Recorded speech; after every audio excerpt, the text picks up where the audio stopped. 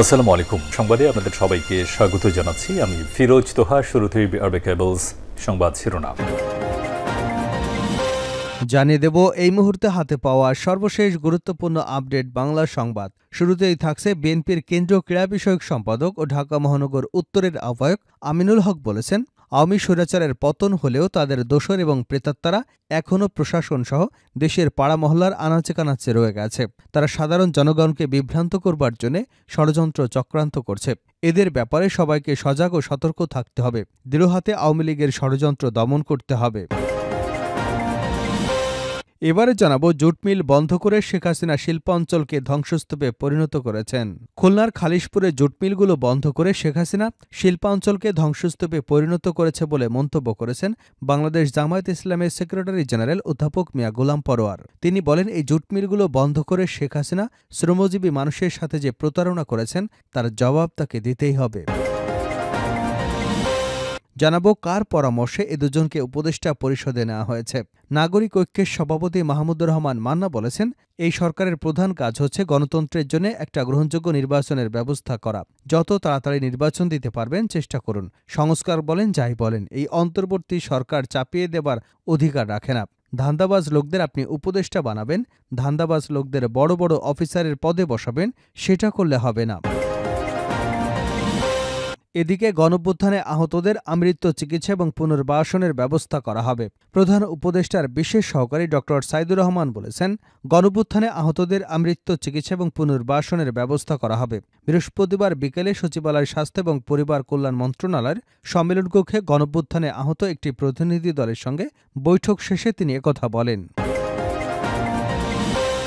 এবারে থাকছে ভারতীয় ভিসা নিয়ে যা জানালো পররাষ্ট্র মন্ত্রণালয়। পররাষ্ট্র মন্ত্রণালয়ের মুখপাত্র তৌফিক হাসান বলেছেন, ভারতের ভিসা না পাওয়ায় তৃতীয় দেশে ভিসা প্রার্থীরা দিল্লির পরিবর্তে ভিয়েতনাম এবং পাকিস্তান থেকে ভিসা গ্রহণ করতে পারবেন। বৃহস্পতিবার পররাষ্ট্র মন্ত্রণালয়ের নিয়মিত ব্রিফিংয়ে তিনি এসব কথা বলেন। সাবেক প্রধানমন্ত্রী শেখ হাসিনা ভারতে বসে বিভিন্ন বক্তব্য বিবৃতি দিচ্ছেন।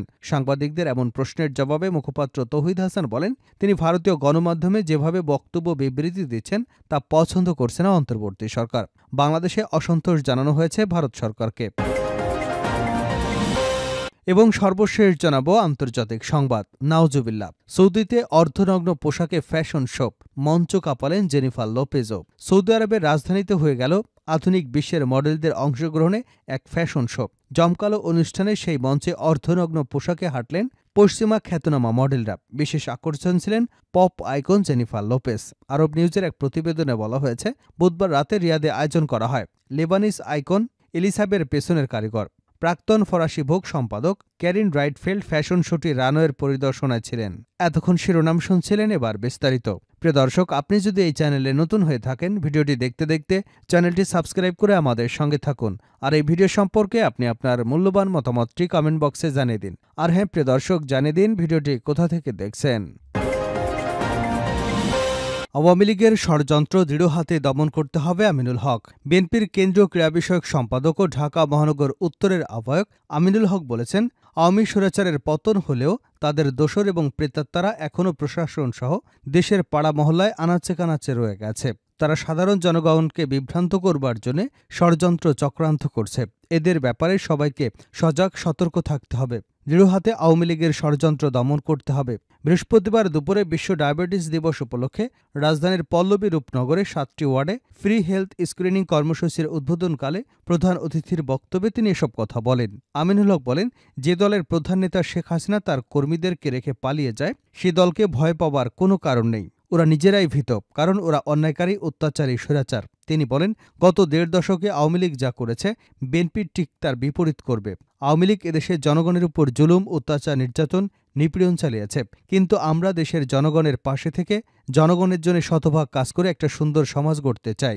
বিএনপির এই নেতা বলেন, তারা ক্ষমতায় গেলে ডায়াবেটিস প্রতিরোধে প্রত্যেক এলাকায় খেলার মাঠ সহ হাঁটা চলার জন্য ওয়ার্কিং পথ তৈরি করবে এবং পার্কের ভেতরে পার্কিং ব্যবস্থাও করা হবে। একটা সুন্দর সমাজ গড়ার লক্ষ্যে যা যা করণীয় সবই করবে বিএনপি। জুট মিল বন্ধ করে শেখ হাসিনা শিল্পাঞ্চলকে ধ্বংসস্তূপে পরিণত করেছেন।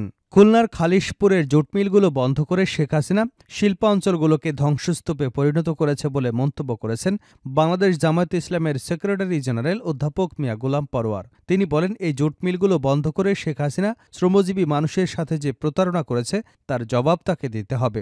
বৃহস্পতিবার বিকেলে নগরীর খালিশপুরস্থ বিআইডিসি রোডস্থ শ্রমিক কল্যাণ কর্পোরেশনের কার্যালয়ের সামনে অনুষ্ঠিত শ্রমিক সমাবেশে প্রধান অতিথির বক্তব্যে এসব কথা বলেন তিনি। গোলাম পরোয়ার বলেন, খালিশপুরের শ্রমিক জনতাই শেখ হাসিনার বিচার করবেন। শ্রমিকের মুখের খাবার কেড়ে নিয়ে তিনি প্রমাণ করেছেন তিনি শ্রমিক বান্ধব নন। শিল্প কারখানা চালুর নামে আওয়ামী লীগ কোটি কোটি টাকা লুটপাট করে শিল্পাঞ্চলকে ধ্বংসস্তূপে পরিণত করেছে। তিনি বলেন, শেখ হাসিনার হাতে গণতন্ত্র, বাকস্বাধীনতা, গণমাধ্যম কিছুই নিরাপদ নয়। বিগত 15 বছর জামাত শিবিরের নেতাকর্মীদের উপর জুলুম নির্যাতন চালিয়েছে আওয়ামী লীগ। তিনি আরও বলেন, খালিশপুরে শ্রমিক কল্যাণ ফেডারেশনের অফিস জ্বালিয়ে দিয়ে প্রমাণ করেছিল আওয়ামী লীগের কাছে এদেশের মানুষ নিরাপদ নয়। জামাত শিবির নিষিদ্ধ করে শেখ হাসিনা নিজেই নিষিদ্ধ হয়েছেন, দেশ থেকে বাধ্য হয়েছেন। সুতরাং আল্লাহর ইচ্ছার উপর কারো ইচ্ছা পূরণ হয় না, সেটি এর বড় প্রমাণ। তিনি অন্তর্বর্তী সরকারের কাছে মিলগুলো চালু করে আবারও খালিশপুরের শিল্পাঞ্চলের প্রাণচাঞ্চল্য ফিরিয়ে আনার দাবি জানিয়েছেন। কার পরামর্শে এ দুজন উপদেষ্টাকে নিয়োগ দেওয়া হয়েছে প্রশ্ন মান্নার। নাগরিক ঐক্যের সভাপতি মাহমুদুর রহমান মান্না বলেছেন, এই সরকারের প্রধান কাজ হচ্ছে গণতন্ত্রের জন্য একটা গ্রহণযোগ্য নির্বাচনের ব্যবস্থা করা।